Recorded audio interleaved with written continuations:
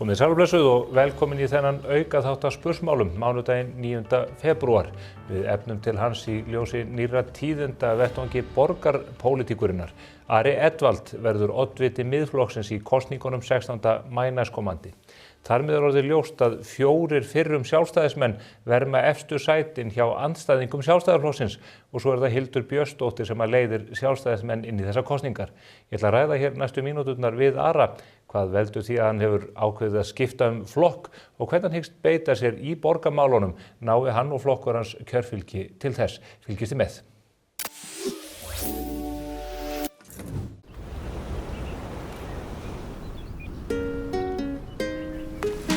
Raindrops keep falling on my head and just like the guy who's feeling. Samsung framleiðir vatnseld snjalltæki fyrir þig og þína sem þola íslenskt veðurfar.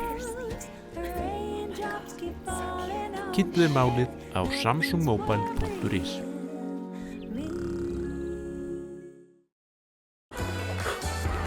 Nýr Kia Sportage með þér í allri hreyfingu. Askja. Klæddu bygginguna í stíl með álklæðningu frá Límtré Vírnet. Íslensk framleiðsla, nýsköpun og áratuga þekking. Kynntu þér möguleikana á limtrevírnet.is. Skaðabætur, miskabætur, sárabætur, sjúkrabætur, slysabætur, uslabætur, þjáningabætur.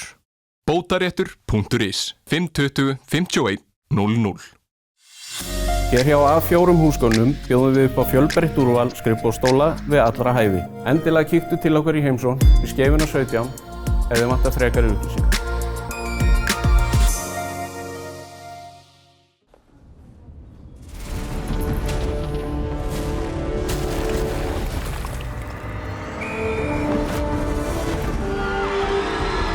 Hvern langar þig að hitta í dag? Pennin Eymundsson. Ekki gjalda fyrir útgjöldin. Cardio. Einfaldari útgjöld. Vantar þig bílavarahluti? Á Polsen.is finnur þú bílavarahlutina út frá bílnúmeri. Velur viðeigandi varahluti og pantar. Við sendum allt land. Polsen.is. Lexus RX. Komdu og reynslögtu RX 450h Plus Plug-in Hybrid. Þín býður óviðjafnaleg upplifun.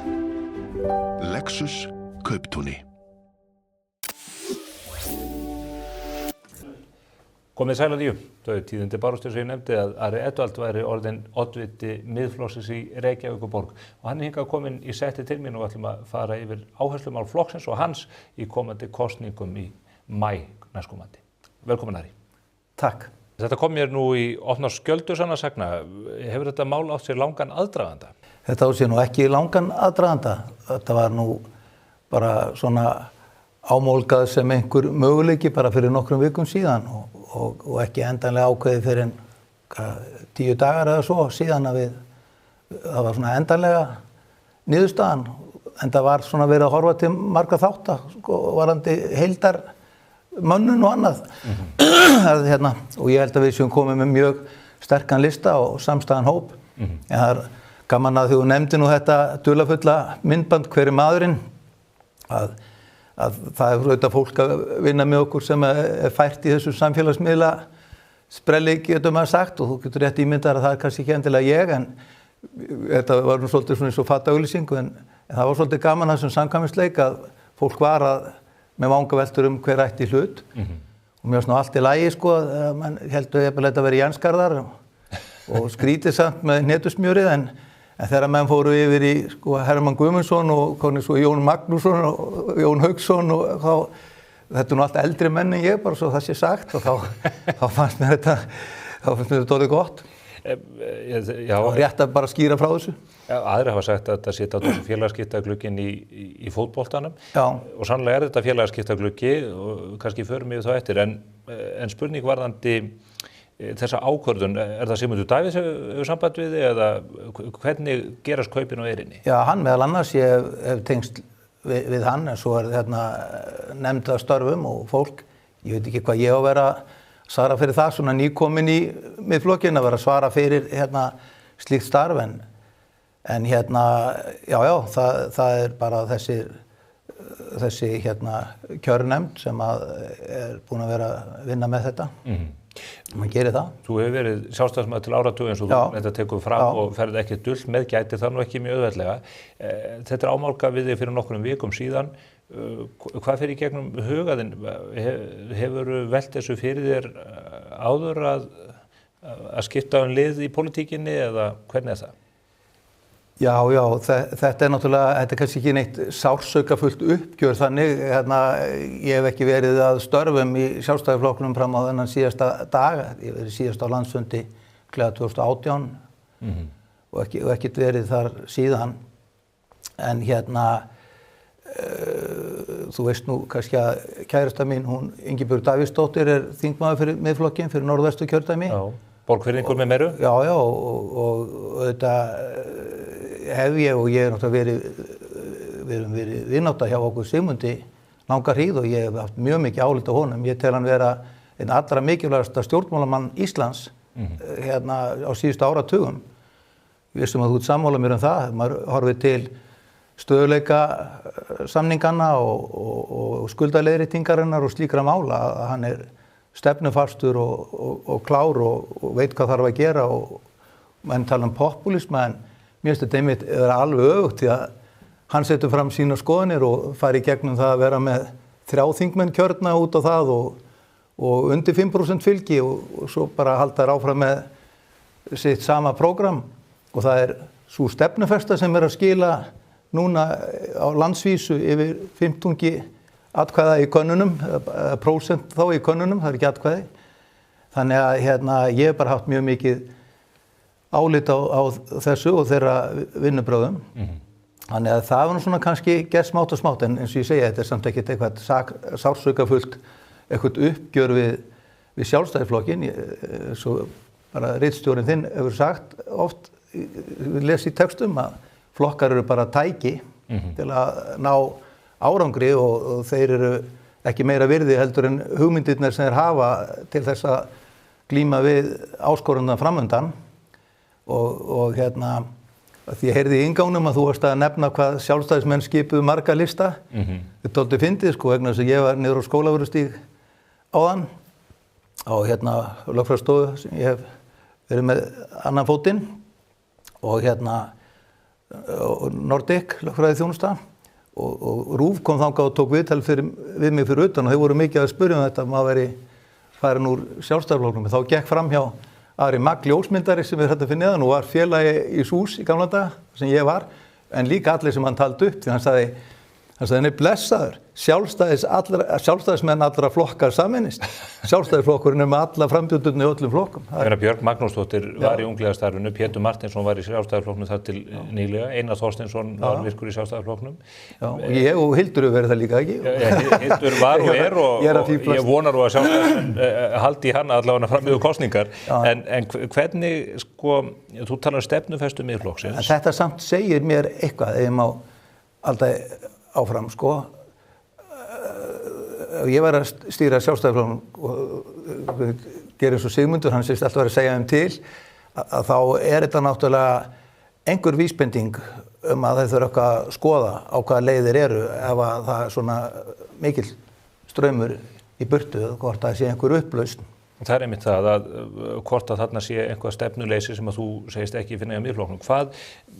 Þú ert búin að vera sjálfstæðismaður í áratugi, þú hefur verið í trúnaðarstörfum fyrir flokkinn, þú varst aðstoðarmaður Þorsteins Pálssonar í bæði sjávarútvegsráðuneytinu og dómsmálaráðuneytinu, þú fórst í prófkjör fyrir Sjálfstæðisflokkinn og það var 94. Það var 94, í október eða nóvember 94, hver gleymir því.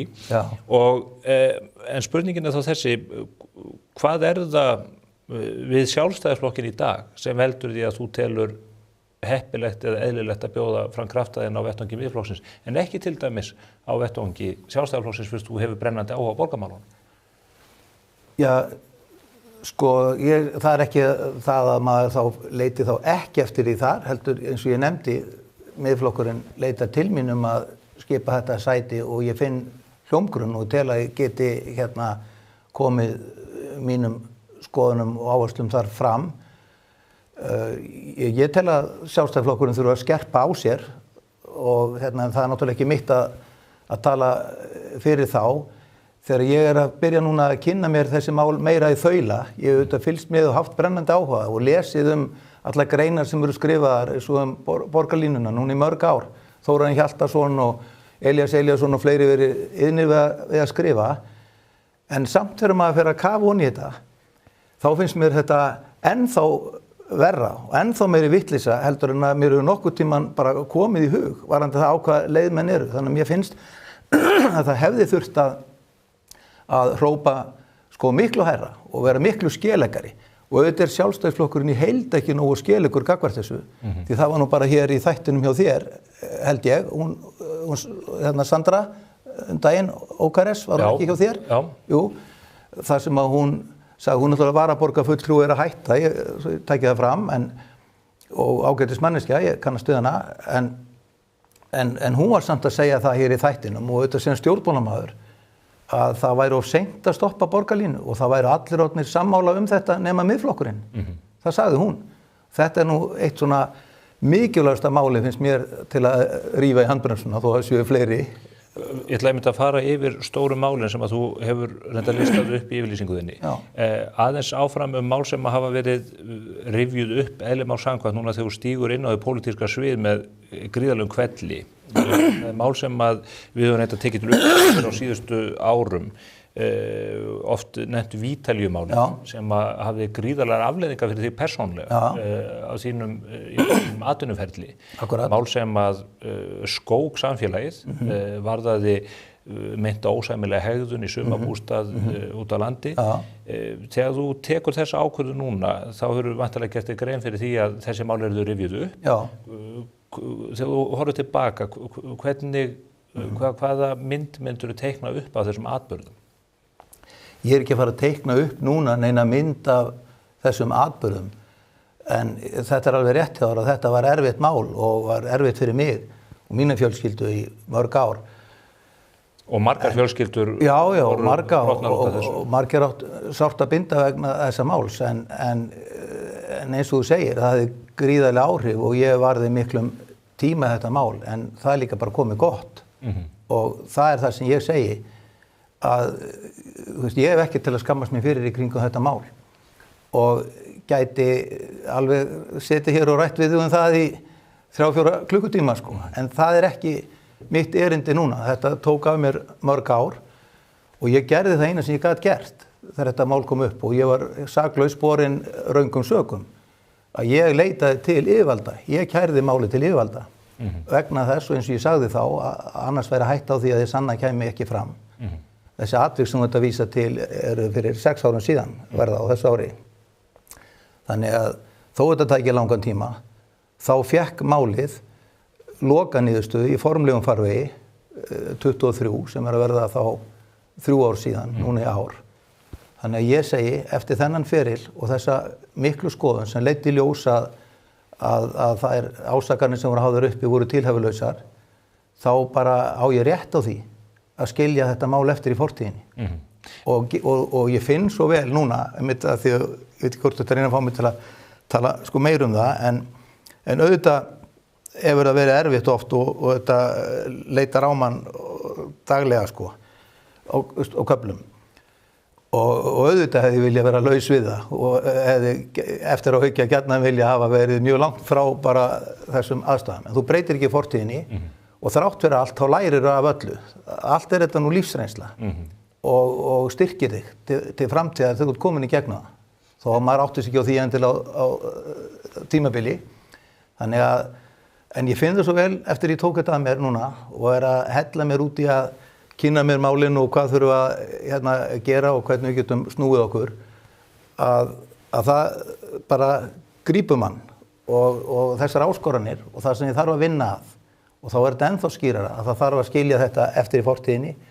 En það var rætt miklu meira heldur en það verðskuldaði. Þannig að það er alveg sko gjörrætt. Já, sko það er gjörrætt, en spurningin er bara í raun sem að menn eðli mál samkvæmt velta fyrir sig í pólitíkinni, hvort að þetta sé uppgert í huga almennings, hvort að það hafi fengið á lúkningu sem þyrfti. Nú erum við að horfa upp á allskyns mál af alvarlegri en kannski eðlislíkum toga í mörgum tilvikum sem að eru að hríslast út alla heimsbyggðina og fólk ósátt við þetta, þannig að spurningin varðar það bara hvort að þú þurfir að ræða þetta í eitt skipti fyrir öll eða hvort að þú eigir að vera heimting á því að það sé sett aftur fyrir okkur. Ég held það síðarnefnda hjá þér.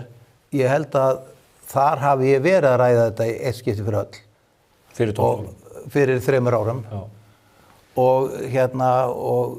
mér fannst nú, það hefur oft samt gosið upp einhver umræða og það var til dæmis bara í byrjun síðasta árs var umfjöllun þetta mál.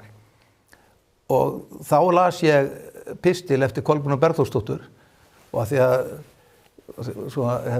sé einhvern tímann á síðasta ári, sunnudaginn 9. febrúar sem ég las þann pistil sem að mér fannst svo frábær og mér fannst það nú bara verið eins og niðurstaða áfrýjunardóms varðandi þessu umræðu í heild. Því þá tók hún bara til umfjöllunar sem hún kallaði sektin í MeToo-byltingunni og hún varði lokaorðunum í þetta mál. Og og ég hveti þá til að renni yfir þar. Ég man þess að greið mjög vel. Já, því að hún var alveg bara frábær og en ég held líka að sé þannig þegar þú spyrir hvort að þetta sé eitthvað sem sé mjög ofali huga fólks ennþá. Ég held að þegar svona mál komi upp að þá fólk tekur ekki afstöðu til þeirra á grundvelli staðreynda í upphafi. Tilfinningarnar ráða og það verða mikill gusugangur. Og ef að því svo sem gefur laust tauminn og jafnvel fjölmiðlar kind undir þá getur það tekið lengri tíma að koma niður. En á endanum flýtur sannleikurinn upp og skynsemin ræður meira nær meira yfirhöndinni. Og þú sér líka hvað þjóðfélag hefur breyst því að það kom upp mál daginn sem myndi mig kannski á þessar ásakanir varðaði endurskoðunarfyrirtæki og þar var ákært held ég örugglega ég sé að fara rétt með á grundvelli kæru sem allt öðruvísi en var í hinum málunum að og þá bara stígur forstjórinn til hliðar og stjórnin gefur það svar til fjölmiðla að forstjórinn hafi stigið til hliðar og stjórnin mun ekki tjá sig frekar þetta mál fyrir að niðurstaða liggi fyrir og fjölmiðlar hafa ekkert fjallað það meira og máli fær bara vera í málefnalegum farvegi. Fyrir þar til bæra stjórnvöldum. Já, þú veist þannig að þetta telji nú sína að staðan allt önnur í samfélaginu heldur en var fyrir 3-4-5 árum. Líturðu svo á að þú sért fórnarlamb þessar MeToo-byltingar og hvernig hún gekk fram? Ég myndi aldrei kalla mig það. Þú fylgist nú örugglega með þeim félögum Charlie Munger og Warren Buffett og Charlie heitinn, hann sagði það alltaf, sama hvað gerist, aldrei vera fórnarlamb. Það bara versta og verst launaðasta og lélegasta hlutverk sem þú getur valið, aldrei vera það. Þannig að ég hef aldrei litið á mig sem neitt fórnarlamb neins staðar. Eins og ég segi, ég hef nú almennt átt mjög góðan feril og bara gengið vel, börnin heilbrigð og fjölskyldan samhent og allt bara gengið bara almennt ljómandi vel og þannig að ég hef nú oft hugsað að ég get heldur ekkert ætlast til þess að lífið líði þannig að koma aldrei neitt upp. Það verði ekki allir fyrir einhverju. Það var nú bara einhver sem sagði við mig daginn að það væri uppáhalds málshátturinn hans væri eitthvað eða svona orðtak frá Mike Tyson að þú hefðir alls konar plön og skoðanir þangað til einhver kýlir þig í andlitið. Þetta Hann þekkti það? Já, og sóttist eftir í eitthvað.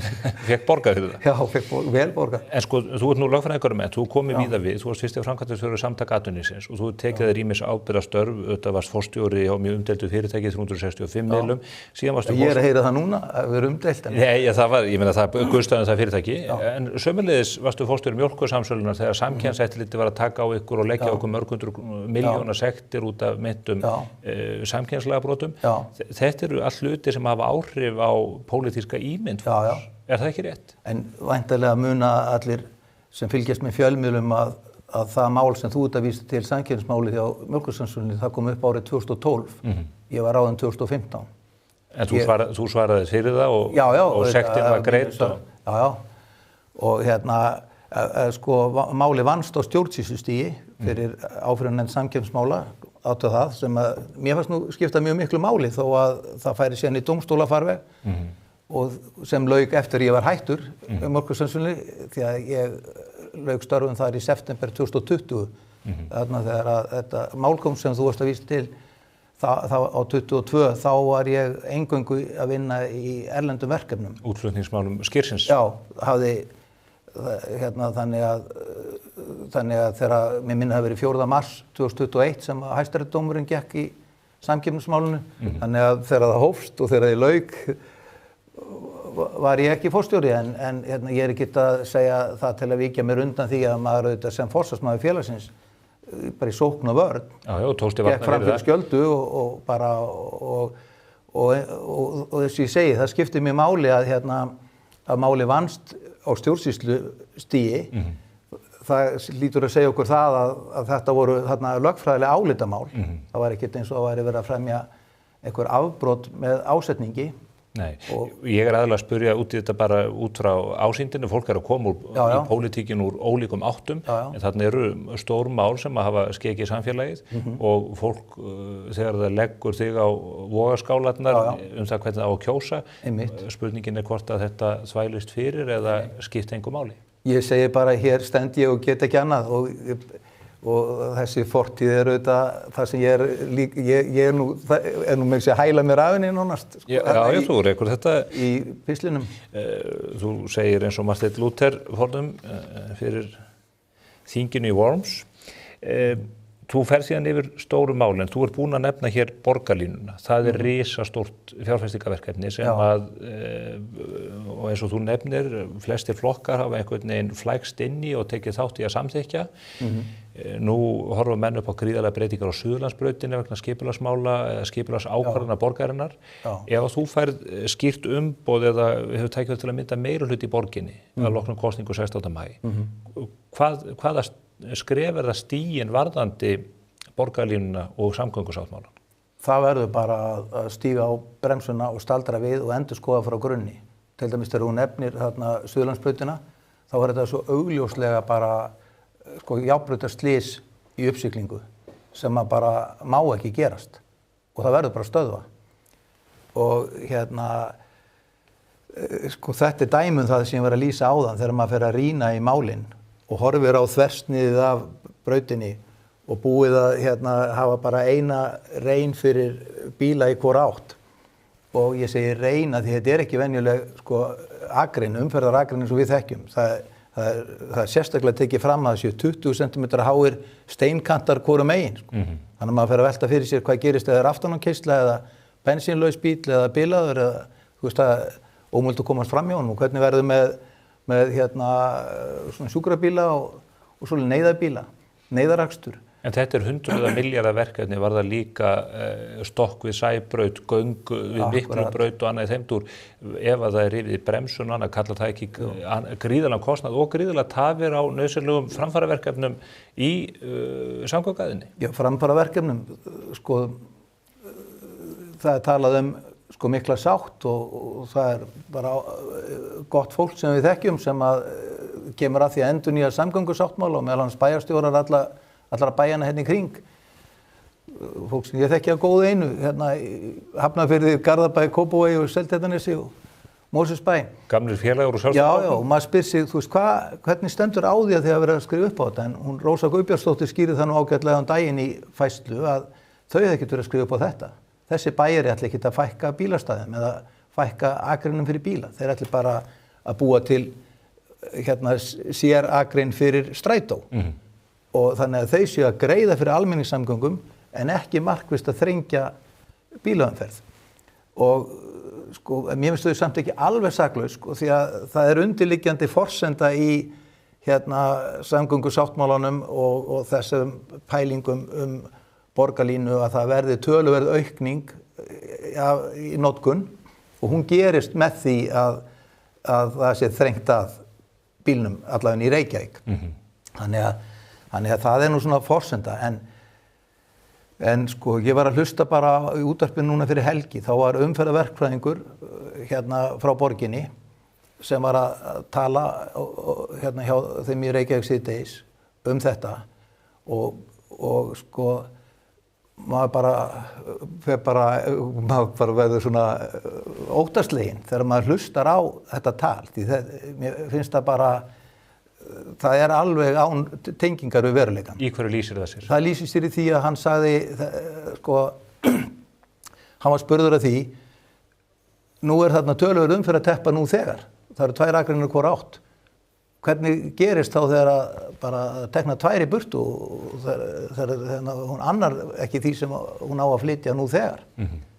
Og þá sagði hann, fræðingurinn, við gerum náttúrulega ráð fyrir því og það hluti okkar forsendum að bílaumferð á Suðurlandsbraut sé að minnka og hún mun á næsta ára minnka 30%.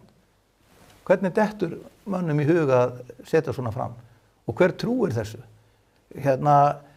Og það voru alltaf í huga, þetta sama fólkið sem með þessar kenningar og setja fram eins og sem grínast nú áfram með tilstöður utan úr heimi þegar einhver segir, sko, treystu mér, ég frá hinu opinber og ég hérna til að hjálpa, sko. Þetta sama fólkið og sagði að ef við myndum hætta öllum framkvæmdum til að greiða fyrir umferð í Reykjavík sem hefur bara verið stopp síðan svona 2005 þegar var verið að gera Víkurveg og hérna í Fífuhvammi eða þar, hérna yfir Hafnarfjarðarveginn, yfir Reykjanesbrautina segja.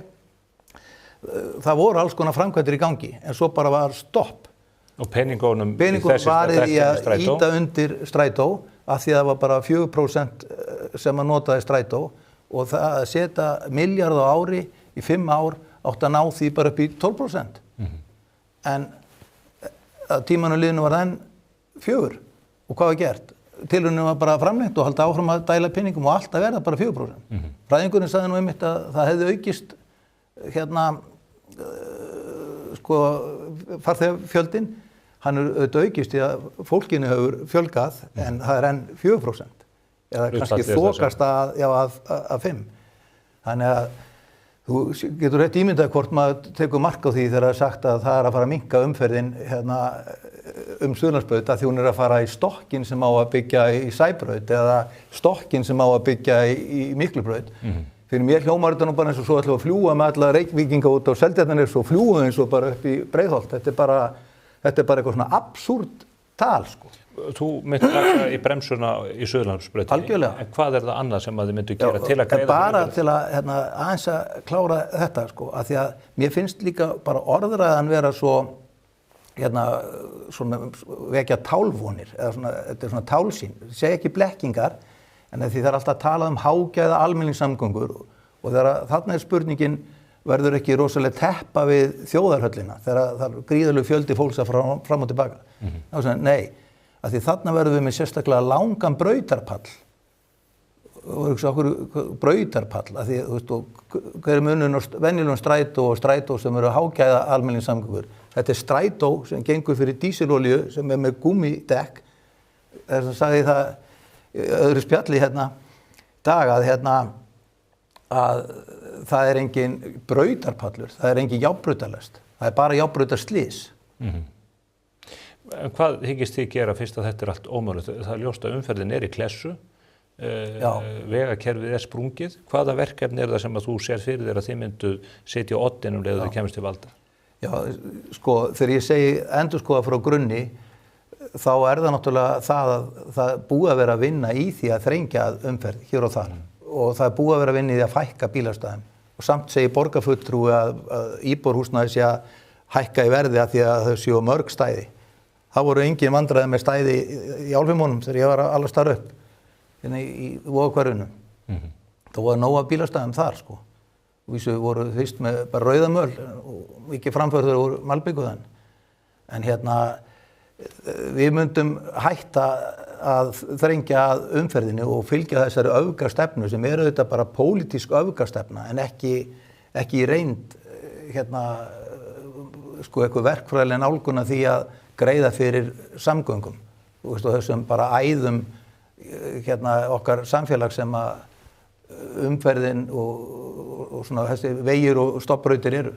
En myndu styðja Stockholm, Sæbraut, Miklubraut, eða myndu til þess að rífa í bremsuna varðandi Fossvogsbrúna sem verður ekki ætluð almennum eða almennings Já, mjög skrítið að hún sé byggð eingöngu í kringu þetta, en ég vil nú samt ekki úttala mig svona einstakar sko framkvæmdir, nema það þetta ljóst að allt, tekur þetta allt og langan tíma sem horfið til framfara eins og Sundabrautin og og þau geta útiloka göng og stokka og þetta mislæg gatnamót, en það þarf að ráðast í framkvæmdir sem greiða fyrir umferð en ekki sem að tefja fyrir umferð. Og ég algjörlega bara mótfallin því að það sé verkefnið að knýja borgarbúa til að breyta sínum lífstíl gegn vilja þeirra. Því það það sem að gerast. Bæði kannanir, þær sýna þetta. Ég var að lesa könnun Klasa daginn sem sýnir sko að fólk metur það mjög mikilvægt að hafa bílastæði í nágrunni við sitt heimili. Vill ekki, stærsti hlutin ekki labba lengri en 50 metra og helst alls ekki lengri en 100. Samt eru hönnuð hverfi þar sem að þú þurfur að vera að rogast sko 600 metra með börnin og vörurnar úr búðinni. Ef þú ert svo heppinn að fá inn í, ef þú nýtur þess lúksus að hafa aðstöðu fyrir bíl. Þarna bara ekkert verið að hlusta. Þetta ekki lýðræðislegt. Það ekki verið að hlusta á borgarbúa. Hvorki kannanir, sko þá könnun sem öllu skiptir, kosningarnar, því það náttúrulega búið að fara í gegnum kosningar eftir kosningar, þar sem að stjórnmálar hafa lofað breytingum og hafa talað á þann veg að þeir muni breyta kúrs. Þannig að svo hefur það ekki gerst. Skipulagsmálin eru þetta svona stærri myndin af þessum samgöngum. Ljóst að borgin hefur haft mikil áhrif í því hvernig fasteignamarkaðurinn hefur þróast. Algjörlega. Það hefur ekki verið nægt byggingaland. Á glæru sýningum verið að tala mikla fjölgun íbúða upp í Úlfarsárdal, sömuleiðis Keldnaholtið hluti af lausninni við borgarlínuna, bara fjármögnun verkefnisins. En þegar maður skoðar þær tölur, þá varpar það ljósi á að þetta er landsvæði sem annar í raun og veru litlum hluta þeirrar eftirspurnar sem við sjáum framundan á komandi árum. Hvert vill miðflokkurinn að borgin vaxi á komandi árum í ljósi þess að Keldnaholtið og Úlfarsárdalur ekki nóg í þeim efnum? Já, sko ég algjörlega sammála þessu að bara þessi hugsun að afmarka hvað kalla vaxtamörk sem ekki bara Reykjavík tekur á sig heldur vill binda önnur sveitarfélög í. Og þau hafa öll bundið sig í. Já, og það verið að tala um að rýmka þau. Ég mest sammála því sem hann Orri Björnsson var að segja í Hafnarfirði núna í prófkjörnum sem var að ljúka helgina. Hann sagði, ég las það í viðtali hjá ykkur, að hann sagðist ekki skilja þörfin á því að hafa þessi vaxtamörk yfir höfuð. Ég bara 100% sammála honum. Ég veit ekki nákvæmlega hvaða svæði núna, hvort það Kjalarnesi eða Leirvogsdal eða hvar væri best að bera niður. Sundabrautin klárlega greiði fyrir því að byggðin geti þróast til norðurs að á Kjalarnes, Geldinganesið. En það algjörlega ljóst að það þarf að brjóta meira land undir húsnæði og þetta stefna sem einmitt komin í ógöngur að þessi ofuráhersla á þéttingu byggðar og að þrengja að og þetta hangir svolítið saman, það rétt að því við erum að tala um sko borgarlínuna en þú getur greitt fyrir almenningssamgöngum án þess að þú þurfur stípla bílaumferðina eða byggja blokkir svo þétt og hátt að þú sjáir ekki til sólar í íbúðinni. Þetta ekkert sem kallar á það og þetta hefur leitt til þess að íbúðarhúsnæði, það þetta sem hefur leitt til þess að íbúðarhúsnæði hefur hækkað svona mikið í verði og síðan kröfur borgaryfirvalda alls konar dýrar úrlausnir eða það eigi að vera lítið blómlegt fyrirtæki á jarðhæð, það eigi að láta hafa á undirverði til borgarinnar svo margar íbúðir fyrir félagsbústaði og svo framvegis að því að húsnæði verður svo dýrt að það verður kallar á meiri og meiri félagsleg úrræði til að setja plástur á að því það alltaf verða erfiðara fyrir fólk að eignast eigið húsnæði og sem leiðir til þess að sko barnafólk flýr úr borginni og þau njóta þess austur í Ölfusi og Árborg og víðar. Jafnvel ekki nefnir í Kópavogi. Annað atriði sem hefur mikil áhrif og það að sjóða upp úr í leikskólakerfinu á Reykjavíkurborg. Þú nefnir það í yfirlýsingu þinni í morgun. Reykjavíkurborg virðist ætla bara að halda sig við sína stefnu, en Miðflokkurinn með lausn á vandanum eða vandinn fólkinn í lausninu sem að Sjálfstæðisflokkurinn hefur komið í Kópavogi? Já, ég skoðaði það og það leiðir allan til þess að þau geta mannað leikskólan, en það ég sá einhverja kvartanir vegna þess að ef það dugar ekki 6 klukkutímanir þá sitt talsvert dýrara 7. klukkutíminn og ennþá dýrara 8. Þar getur minnst að þurft að koma til móts við efnaminni ef að það niðurstaðan. En eitthvað þarf að gera og það eru þarna skilst bara allir leikskólastjórnendur 63 sem að taka undir þessi mótmæli. En þetta hræðir mig líka hvernig þessi stjórnarhættir eru, að það sé það sama eins og með áætlanir á öðrum sviðum. Það er eins og að sé ákveð með bundi fyrir augu að fara í þessa styttingu vinnutíman. Því að þó borgarstjóri segja að þetta hafi ekki verið mistök, þá allavega gengur þetta ekki upp. Það er gat. Það er farið í að stytta vinnutíman þannig að leikskólastjórnandinn og leikskólakennarinn vinni 36 tíma, en barnið hefur enn 42,5 og það má ekki ráða nýtt fólk til þess að brúa þetta gat, þannig að, og hvað gerist þá? Nú, það er bara eins og hugsa enginn fyrir því og þetta endar bara með ósköpum og á sama tíma tefjast foreldrarnir lengur í umferðinni að koma ná í barnið og þurfa kannski lengri tíma út af því.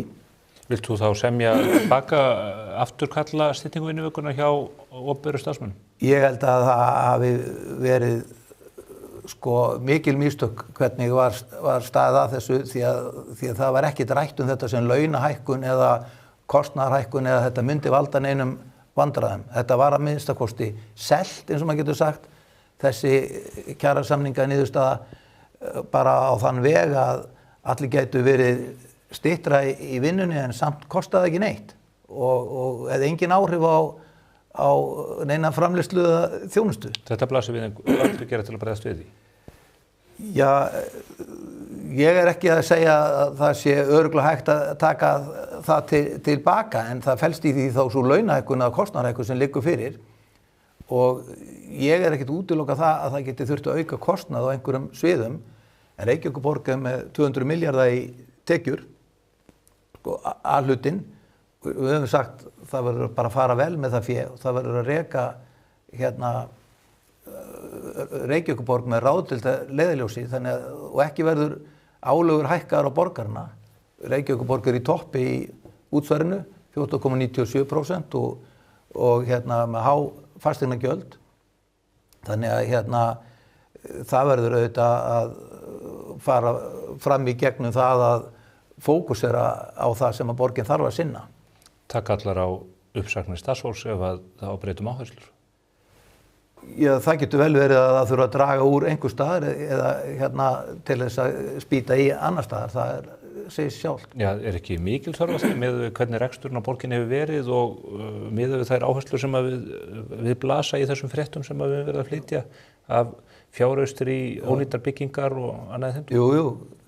Þegar það er komið bara byggingarkostnaðurinn við að laga til leikskólabyggingu í 1,5 milljón per fermeter, eins og þarna í Brákaborg, við 3 milljarða króna, þá það er náttúrulega virðist bara vera að það sé ekkert spáð í hvað hlutirnir kosta og dæmin auðvitað mjög mörg. En það er nú kannski gaman að halda aðeins áfram með þetta leikskólamál. Að ég myndi segja þig sem gamlan verkalýðsforingja, ég verið svo hissa á því að forystufólk, launafólks, sé ekki hafa neinar áhyggjur af því að það sé að taka svona miklu lengri tíma að sinna sinni vinnu. Því að fólk tölum markaðslaun og það eru þetta laun sem fólk hefur eftir skatt, þau séu samkeppnishæf. Það tala að stytta vinnutíma og bæta kjör, en vinnutíminn er í raun sá tími sem það tekur þig að afla tekna. Frá þú leggur á stað heiman til að komast í vinnuna og þangað þú komin aftur heim. Þannig að það er náttúrulega til einskis að vera stytta vinnutíman á skrifstofunni ef að hann lengist jafn mikið og meira bara í umferðinu og leiði til og frá vinnu. Mér finnst þetta að vera sama, tvær hliðar á sama pening. Þetta að segja verkalýðshreyfingin ætti að beita sig meira varðandi umferðarmálin? Já, þeir ætti að hafa áhyggjur af því hvað að fólk fara að þurfa að verja meiri tíma í að sækja vinnu. En verkalýðshreyfingin eins og Sonja hjá BSRB og Halla Gunnarsdóttir hjá VAFR, þær berast á hælum hnakka gegn breytingum eins og í leikskólakerfinu þrátt fyrir þetta. Já, það er eitthvað sem ég þarf að kynna mig betur, en ég segi bara að ef það eru 210 vinnudagar á ári og þú ert að fara að eyða 20 mínútur meira á dag í það að vera í umferðinni, þá eru það 70 klukkutímar á ári. Það eru 2 heilar vinnuvikur. Og þetta eru raunkjara bætur nokkura ára sem eru teknar af fólki með þessu stíplu prógrami.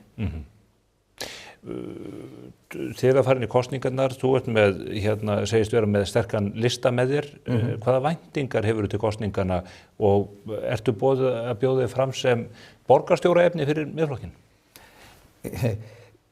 Maður verður alltaf að vera tilbúin til að taka þeirri ábyrgð sem hann er falinn, en Miðflokkurinn hefur engan fulltrúa núna og mælist með 2 í skoðanakönnunum, svona 9-10% fylgi, þannig að það verður nú talsett bjartsýnt af þér að spyrja mig hvort að ég sé að verða borgarstjóri, svona eins og staðan er núna allavega. Ég bæði bjartsýnn eðlisfari og ég spyr nú eiginlega alla þessu sem að bjóða fram, því að menn vilja komast til valda. Jú, að sjálfsögðu vil ég að við komumst til sem allra mestara áhrifa og fáum sem sterkast umboð. Og ég held að við eigum mikið inni og ég held að við eigum eftir að bæta stöðuna og það sé engin góðgá að ætla að við gætum að minnstakosti tvöfaldað fulltrúafjöldan sem okkur er spáð í dag. Upp í 4. Já, svoleiðis, sjáum bara til hvað gerist. Við ætlum að halda okkar málstað og áherslum á lofti og vonum það besta og auðvitað vonum við að við verðum þá getum komist í það aðstöðu að vera með í meirihluta. Ég held að við erum komið fram úr okkur ef við myndum spá okkur hreinu meirihluta, þannig að maður lítur að búast við því að þú ert annarkvort aðilega meirihluta eða í minnihluta og vonandi komast við bara í sterka stöðu og verðum í lykilhlutverki við það. Nú er Sjálfstæðisflokkurinn að mælast með talsvert mikið fylgi í borginni, yfir 30%, á landsvísu er hann alveg niður í kjallaranum. Miðflokkurinn er að mælast mjög sterkt á landsvísu en mun minna í borginni. Er þetta einhver draugur sem að þið þurfa að kljást við í þessari kosningabaráttu? Nei, ég er nú ekki alveg með á hreinu, ég held að þetta að horfa á, í miðflokkurinn er náttúrulega með, þegar þú segir á landsvísu, þá er náttúrulega oft herri í öðrum kjördæmum heldur en í Reykjavíkurkjördæmunum. Þannig að það kannski myndi maður almennt búast við að flokkur væri í synki kjörfylgið í þá Reykjavík norður og suður gagnvart Alþingi og borgarstjórnarkosningunum, þó hafa þeir ákveðna sérstöðu. En þetta er nú meiri gjá þarna hjá Sjálfstæðisflokknum eins og nefnir, því að þeir eru ekkert það háir í Reykjavík í mælingum vegna alþingiskosninga en rétt þarna yfir 30% svo hefur verið að mælast. Þannig að nei, ég held að þetta sé ein af ástæðunum fyrir því að við eigum mikið inni, að miðflokkurinn hefur kannski ekki sett eins mikinn kraft í að kynna sínar áherslur gagnvart þeim viðfangsefnum sem er við að etja í borginni. Og ég er ofta að minna á það þegar fólk er að tala við mig núna um þessi mál og tala við mig um mál sem að eru á vettvangi landsmálana en er ekki viðfangsefni borgarinnar, að þó að við séum höfuðborg og höfum hlutverki að gegna fyrir allt landið og annað, þá er náttúrulega Reykjavíkurborg og sá vettvangur þar sem ég er að bjóða mig fram, þetta er sveitafélag sem að hefur lögbundum skildum að sinna við íbúana, í þjónustu við íbúana. Það á að vera fókusinn. En þú veist vel að það er umræðan nú oft um hluti sem að hafa ekki mjög mikil bein tengsl við hag íbúana eða þjónustu við þá. En það eru ákvarðanir sem þarf að taka sem varða til þessar flugvöllir sem varða landið allt og hefur verið mikið bitbein landsmálana og borgarinnar. Ég tel að Reykvíkingar verða að hafa aðgang að innanlandsflugvelli og ekki bara Reykvíkingar, heldur það partur af skildunni að vera höfuðborg að fólk úr öðrum landslutum þarf að geta ferðast hingað með flugi og þá segja menn en óheppilegt að flugvöllurinn sé þarna og við þurfum að finna honum annan stað. Já, gott og vel, finnum honum annan stað en það er búið að leita núna í áratugi og ég veit ekki hvort að fólk heldur það sé einhverjir huliðsheimar sem að eigi eftir að koma í ljós nú að fólk ekur og hefur dróna til að skoða og landakort. Hvar gæti þessi staður verið sem hefur ekki fundist í 20 ár þar sem á að koma flugvöllunum fyrir? Það er ekki tilviljun að hann er staðsettur þar sem hann er í dag? Nei, einmitt. Eitt kannski rétt í lokin, sonur þinn, öflugur ungur maður, hann býður hann krafta sinna fyrir Miðflokki líka. Þú nefndi kærasta þín er þingmaður flokksins í Norðvesturkjördæmi. Er þetta, maður horfir á Sigmund Davíð og systur hans og Nadine Guðrún Jaki hefur nú verið nefnd í sambandi við eitthvað framboð kona Snorra Mássonar. Er þetta eitt stórt fjölskyldupartí? Já, hún var nú nefnd líka, margir spurt mig hana varðandi þennan lista en hún sóttist ekki eftir því, þannig að það er svona ýmist. Nei, ég meina, það var oft verið feðgar í stjórnmálum en kannski ekki á sama tíma þó menn hafi verið saman í landsliðinu í fótboltafeðgar og með þessi inná í sama leik, þannig að á sama tíma, þannig að ég held að þetta er nú meira tilvíðanir þó að þetta er líka bara gott og fínt að fólk sem að næri vel saman og hefur svipaða skoðanir og bara góð stemming og ekkert að því en varandi Pál sérstaklega þá líst mér bara vel á þetta hjá honum en hann var að þessu alveg á sínum eigin forsendum. Hann hefur verið að starfa í Miðflokknum að undanförnu og sóttist eftir honum og það var fólk að biðja hann að koma í þetta og það var alveg óháð mínum farvegi og ekki dettur mér í huga að fara að fæti fyrir það en hann, okkur er þetta að ganga mjög vel svo hann næði inn, ég get sagt það. En þú er þá að... Hann er það neðarlega. Þú er að einhverja stefna í því? Já, verður það ekki bara okkar baráttum mál að koma að palla inn, hann er í 7. sæti. Já. Þetta verður spennandi, ég held að það sé rétt að bjóði bara velkomin í baráttuna, við munum fylgjast mjög náið með framgangi þessara mála hjá öllum flokkum þetta hér á komandi vikum og þú ert núna komin í 8. sætið í stærsta slagnum þannig að við munum kveða þig hingað og þennan vettvang örugglega oftar en einu sinni á komandi vikum. Takk fyrir það og takk fyrir spjallið. Gangi vel í baráttunni. Takk. Þá látum við þessu ágæta spjalli við Ara Edwald lokið á mánudegi. Við erum nú yfirleitt alltaf bara í loftinu á föstudögum en það kemur fyrir að við þurfum að boða til auka þátt af þessu tagi og það gerum við óhikað þegar að áhorfendur og áheyrendur okkar þurfa að fá upplýsingarna beint í æð. Þið fylgið síðan áfram með framvindu mála á mbl.is og í blaðinu okkar sem að kemur út á hverjum morgni. Verið sæl.